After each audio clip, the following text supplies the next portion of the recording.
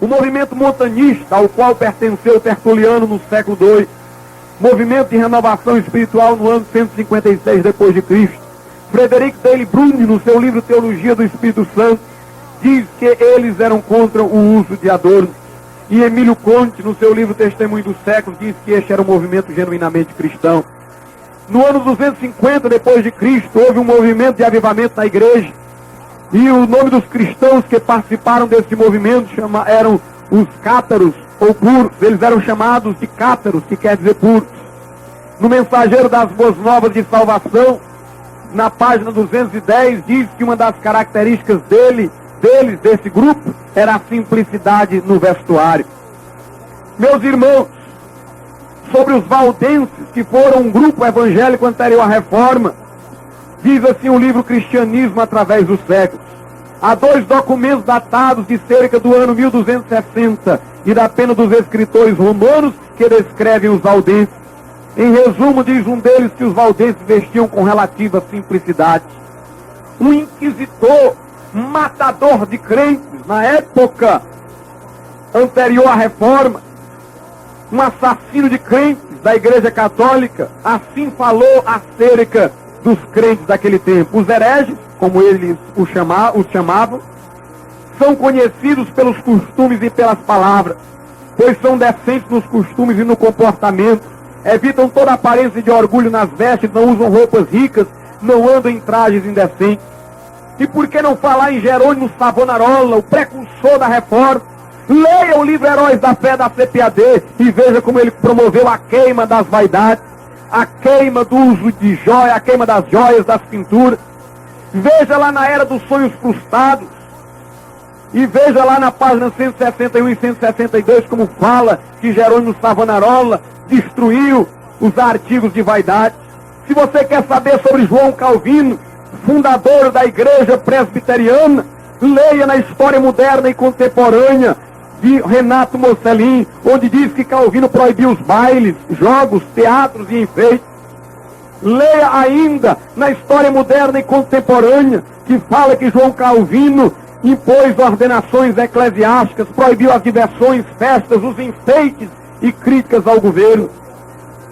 Se você quiser saber sobre os irmãos moráveis, aqueles que incendiaram o coração de William Carey, o pai das missões modernas, aqueles que foram instrumentos de Deus para que John Wesley, fundador do metodismo, se convertesse.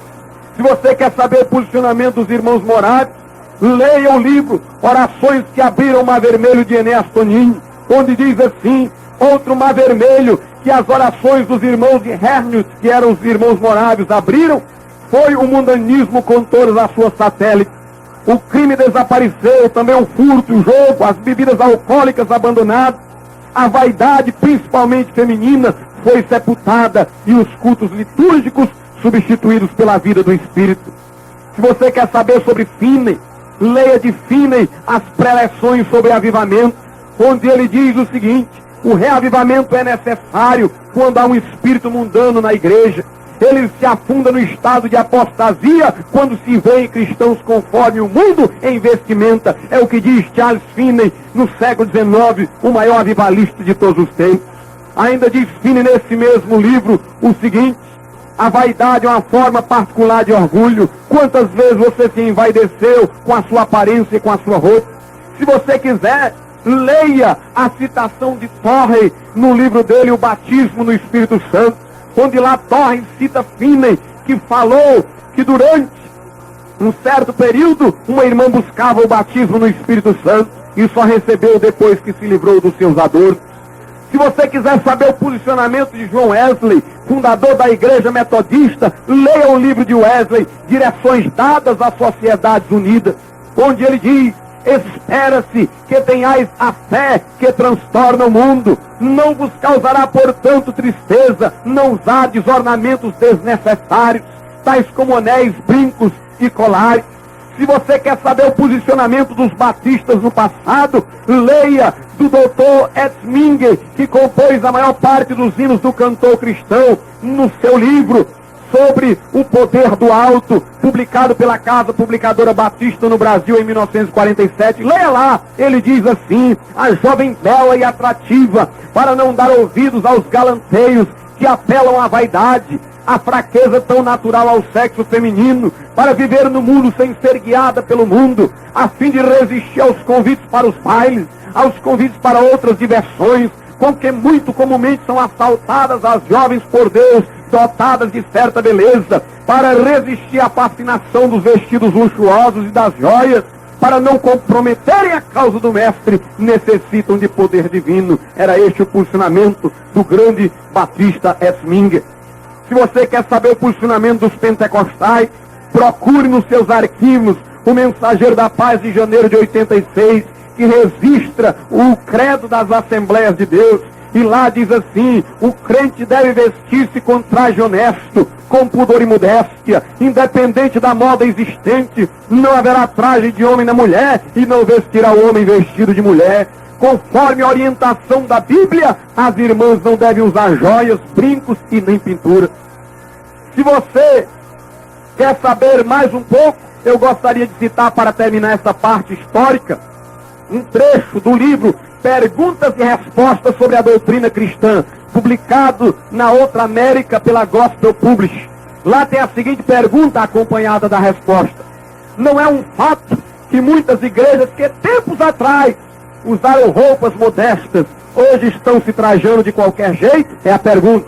Resposta: não há a menor dúvida. Está havendo com elas a mesma coisa que aconteceu com os israelitas durante o tempo dos juízes. Diz lá em Juízes 2:7 que inicialmente serviu o povo ao Senhor todos os dias de Josué e todos os dias dos anciãos que prolongaram seus dias depois de Josué, e viram toda aquela grande obra do Senhor, a qual ele fizera a Israel.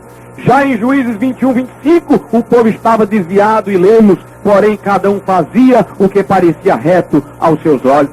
Meus irmãos, o posicionamento que há nessa apostila, Doutrina e Costume, não é posicionamento ortodoxo, é um posicionamento modernista, atual, dessa cristandade decaída e desviada da verdade. E nós temos que voltar ao credo dos nossos antigos irmãos. Meus irmãos, será que a igreja passou 19 séculos errada e está acertando agora? Será que todos esses homens santos de Deus eram hipócritas, como diz o Ladgels?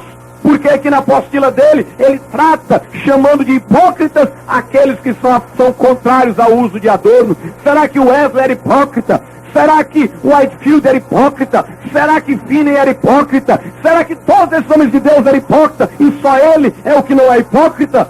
Fiquemos atentos a isso.